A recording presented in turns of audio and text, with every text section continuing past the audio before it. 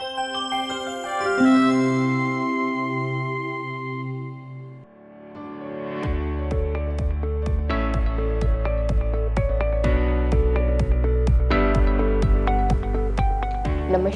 मेरा नाम डॉक्टर मेघा सरोहा है।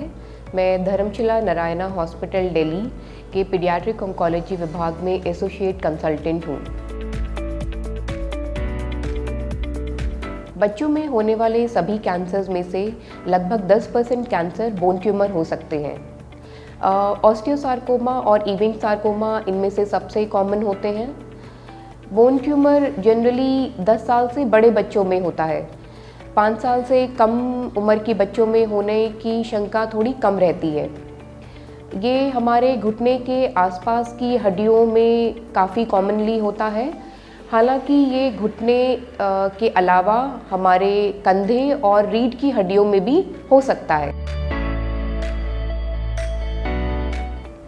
अगर आपका बच्चा बार बार घुटने में या शरीर के किसी और हड्डी में दर्द बता रहा है, या आप नोटिस कर रहे हैं कि बच्चे के किसी हड्डी में सूजन या गांठ आ गई है, बच्चे ने अचानक से लड़खड़ा के चलना शुरू कर दिया है, या फिर कोई हड्डी फ्रैक्चर हो गई है, अगर ये सब सिम्टम्स आए हैं तो फिर ये सब बोन ट्यूमर के लक्षण भी हो सकते हैं। आप अपने बच्चे को तुरंत किसी बाल विशेषज्ञ या हड्डी रोग विशेषज्ञ के पास जल्द से जल्द लेकर जाएं।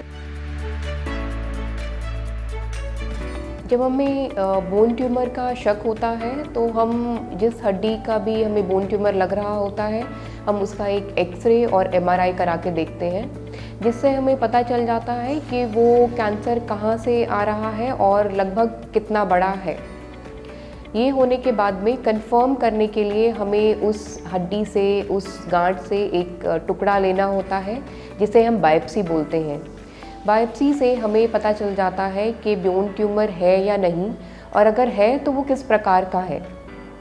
एक बार हमें कंफर्म हो जाता है कि बोन ट्यूमर है, तो फिर हम ये देखने के लिए कि वो शरीर में और कहाँ कहाँ फैला हुआ है और किस किस हड्डी में फैला हुआ है, उसके लिए हम छाती का एक सीटी स्कैन, बोन स्कैन और पेट सीटी स्कैन कराते हैं।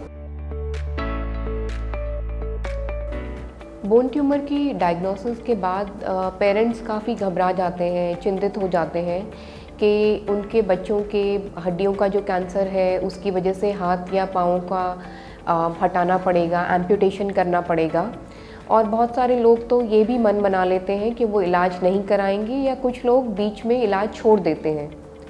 मैं आपसे बस यही रिक्वेस्ट करना चाहूँगी, यही बताना चाहूँगी आपको कि बोन ट्यूमर्स का इलाज मुमकिन है, और आजकल ऐसी टेक्निक्स और ऐसी सर्जरीज अवेलेबल हैं जिससे कि हम बच्चे का इलाज तो कर सकते हैं और साथ में पैर भी बचा सकते हैं, हाथ भी बचा सकते हैं। ऐसे प्रोस्थेसिस और ऐसे आर्टिफिशियल लिम्स अवेलेबल हैं जिससे कि वो आपके और हमारी तरह ही दिखेंगे, अपना सारा काम कर पाएंगे, हमारी तरह अपनी ज़िंदगी जी पाएंगे। अगर हम देखें, अगर कैंसर फैला नहीं होता है तो करीबन 60 से 70% बच्चे नॉर्मल ज़िंदगी जीते हैं, हमारी तरह, आपकी तरह। ये जो कीमोथेरेपी और ऑपरेशन होता है उसका शरीर पे बहुत सारे असर हो सकते हैं। वो चेक करने के लिए आप कैंसर विशेषज्ञ के पास समय समय पे जब भी वो बुलाएं आप जाते रहें।